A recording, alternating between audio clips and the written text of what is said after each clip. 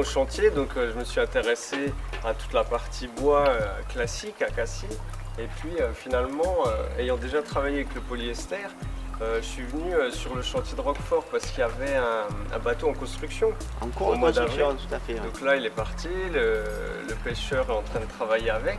Mais il y avait ce bateau en construction, donc c'est vrai que ça m'a intéressé de voir ça de près, quoi. Et de fil en aiguille, donc vous savez, quand vous travaillez avec un artiste, il va toujours finalement aller chercher jusque dans les poubelles, quoi, voir comment ça se passe jusqu'au bout. Et en fait, je suis tombé sur cette matière qui était là encore, qui attendait. Les conditions et les normes n'étaient pas celles qu'elles sont maintenant. Et c'est vrai qu'il y a un coin dans l'atelier qui était destiné aux rebuts, aux résidus qui étaient à jeter. Et donc il y avait un coin où il y a 40 ans de résine accumulée. Chaque couleur, en fait, c'est un fond de peau finalement de travail, et du coup ça correspond à un gel coat ou à une résine ou à un top coat qui est passé sur le bateau. Donc c'est vrai qu'on est dans des dominances plutôt blanc, bleu et transparent pour la résine, enfin translucide. Et donc ouais, je me suis intéressé à cette matière comme à la fois un résidu mais quelque chose qui a attaché l'histoire aussi, puisque aujourd'hui ce serait impossible que je fasse la même chose si j'étais pas là en fait. Il y a ces 40 ans d'histoire et il y a eu ce dialogue finalement entre nous, donc qui a été mais c'est quoi ça, Anthony? Mais dis donc. Moi je le regardais avec des yeux comme ça, mais pourquoi ça t'intéresse? Donc pour changer son échelle, il me fallait un élément qui soit un peu plus fort, un peu plus marqué et qui nous permette de nous projeter, quoi, de changer l'échelle. Donc j'ai fait tout un travail de moulage. Alors ça se voit pas comme ça, mais j'ai passé un sacré temps à faire cette petite piscine au centre. Et donc moi j'ai travaillé pendant un mois à l'atelier résine, donc effectivement ce qui était très intéressant pour moi, c'est qu'il y avait le bateau en construction, donc à une grosse échelle, et puis moi j'étais là avec ma petite piscine, mes trucs, et puis je discutais avec les gars, ouais toi tu ferais comment, et donc il y avait des petites techniques qui se passaient comme ça, et donc c'était chouette, ça m'a permis d'avancer ça. Et ensuite, donc, il y a eu cette histoire de roche qui a commencé à se sculpter. Et puis pour le rapport d'échelle, c'est vrai que je suis venu fabriquer finalement tous ces petits éclats-là, quand on les voit de près. Ils sont vraiment multicolores parce que c'est comme on disait, c'est des strates de polyester. Mais je suis venu casser ça en petits morceaux pour donner cet effet de petites pierres qu'on a dans les chemins et tout ça, quoi. Et après je fais un réagréage, donc là c'est mon côté maçonnerie générale. Et donc voilà, je suis venu essayer de lisser ça, faire un peu une sorte de petite terrasse, comme si on était un peu... Donc évidemment il y a l'évocation de la calanque. Il y avait cette question pour moi de la piscine en tant qu'élément de loisir, mais qui peut être aussi indispensable dans des régions où il fait bien chaud, quoi. Pas comme à Saint-Étienne. Chez nous, c'est vraiment loisir pur. Hein. Et du coup, ça m'a posé question sur finalement la construction de cet élément-là. Et puis, comme symbole aussi, vous avez vu que c'est une piscine comment dire, en haricots, qui a une forme vraiment classique des années 60, donc qui nous fait penser un peu aux piscines Los Angeles qui étaient vides avec les premiers skateurs. Donc ça, il y a un peu tout ça dans mon esprit, mais c'est surtout l'ouverture du tourisme de masse, quoi, la piscine qu'on va avoir avec un hôtel et la consommation finalement du paysage, mais d'un paysage construit par l'homme, quoi, un paysage maîtrisé. Le petit flotteur qui devient bouée énorme, donc on imagine assez la chambre à air gonflée, tirée par les bateaux, on voit bien tous ces trucs-là liés au tourisme de l'été. Et donc après, la question était de comment le présenter.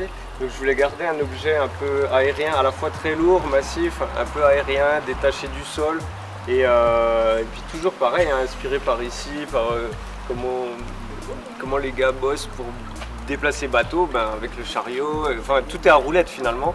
Donc j'ai fabriqué avec Anthony cette espèce de petit berre donc, qui ressemble un peu au système pour porter les canoës ou les petites embarcations, mais qui est adapté à à cette chose-là. Mais donc c'est mobile, mais en même temps ça ne l'est pas, quoi. C'était ça aussi l'idée par opposition. Au chantier, j'avais plutôt en tête de travailler avec un bateau parce que c'était des choses que j'avais déjà fait. Et puis comme quoi, non. En fait, non, vraiment, j'ai voulu aussi essayer autre chose, quoi. Puisque là, il y avait l'atelier résine qui était opérationnel, il y avait des possibilités de moulage, de changer d'échelle. Finalement, je suis allé un peu à l'encontre de ce qui, peut-être de ce qui était attendu que je fasse, quoi. Et ça m'a fait du bien. Changer d'air, changer d'échelle, changer de travail, c'était bien.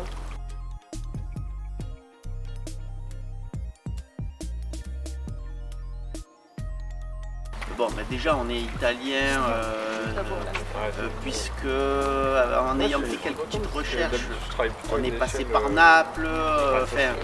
Et en fait, on a su que nous étions une famille de charpentiers menuisiers embarqués sur les bateaux de transport de l'époque, sur les 3 mâts qui faisaient des livraisons et qui allaient de port en port, quoi, qui traversaient la Méditerranée. Et donc, apparemment, mon arrière-grand-père aurait posé ses valises à Marseille. Ils ont eu un chantier naval sur le bassin du Faro ou à proximité. Et mon grand-père donc a fait ses débuts là-bas. Et après la guerre, il a entendu parler qu'à Cassis, les pêcheurs avaient besoin d'un charpentier parce qu'il fallait entretenir leur bateau. Et donc il est monté avec son baluchon et il a commencé comme ça. Il dormait à bord des bateaux qu'il réparait, et le maire de Cassis de l'époque l'a pris sous son aile. Il lui a trouvé un petit appartement dont ma grand-mère a pu monter avec mon oncle, donc l'aîné. Et petit à petit, il s'est installé, il a fait sa vie à Cassis. Et donc le chantier a été créé en 1947 sur le port. Et voilà, donc mon père a repris en 77 ou 80, je ne sais plus exactement. Et avec son frère aîné, chacun avait sa partie.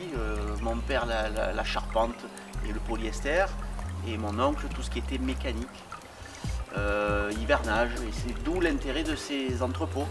Les 2 ateliers en pierre, ils sont très très anciens. Ils datent de l'époque des cimenteries Lafarge, qui ont exploité énormément de collines derrière, autour de nous.